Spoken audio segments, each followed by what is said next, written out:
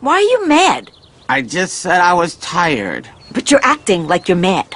I'm not mad! Hey guys, this is JAde with Jamming, and today I just want to talk about the Behringer clones.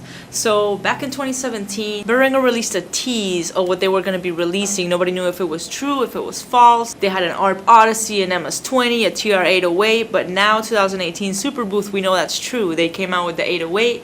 We don't know if they're going to clone everything that they said they were gonna, but the cloning has brought an uprise. People think that it's immoral and it's not right for other American companies because we all know Behringer makes their synths in China. So they're mass producing these synths, which means that they can make them very cheap. And although it's not good for competition, it's definitely good for consumers.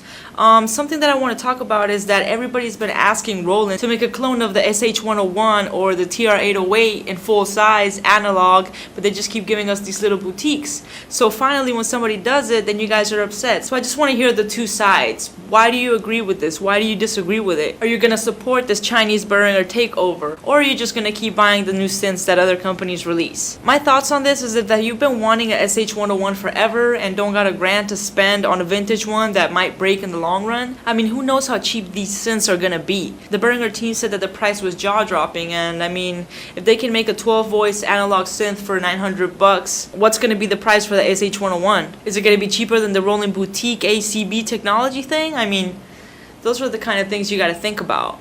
The only thing that really concerns me is I tried a DeepMind 12 at Guitar Center a few months back, and the keys were trash. I mean, they felt like plasticky, clanky. I would much rather have high quality mini keys than cheap, clanky, full-size keys. They said that their synths are going to have high-quality key beds. We're going to have to see. I mean, maybe I'm just picky. But to me, a good key bed is definitely a must on an expensive synthesizer, or on any synthesizer for that matter. There have been a few demos of these synths that are coming out. A lot of people said, yes, they sound like him, others not. Maybe the demonstrator wasn't as good of a synth player as he should have been. I can see how a lot of long-time customers and Behringer haters are going to feel about these clones. But for the average consumer that can't afford a $2,000-$3,000 synthesizer, this is definitely opening doors for new bedroom producers that want that analog sound and don't want to spend all that money that it costs. Another thing I want to talk about is that Behringer is now going to step into the Eurorack world with Eurorack modules from $49 to $99. That is just ridiculous. If you're thinking Eurorack modules, they normally go for $400 or $500 for the same modules that you're going to get.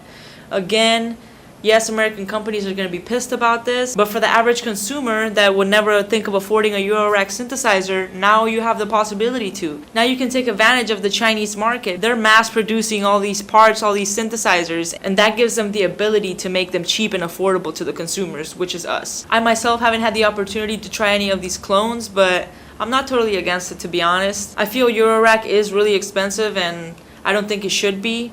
But if you think about it, most Eurorack companies are very small. So it's just a few people working in a garage, maybe even in just a house. I like that the synth market is expanding, and I like that Behringer is going to make these things affordable and accessible to a lot of people. So what do you guys think about this? Is it wrong? Is it immoral? Are you going to support it? Are you going to go buy a MS-101? I think that's what it's called. The TR-808 clone? I mean, it's tempting. I mean, we've been asking Roland to give us some analog replica of their machines, and they haven't. So why get mad when another company steps up and does it?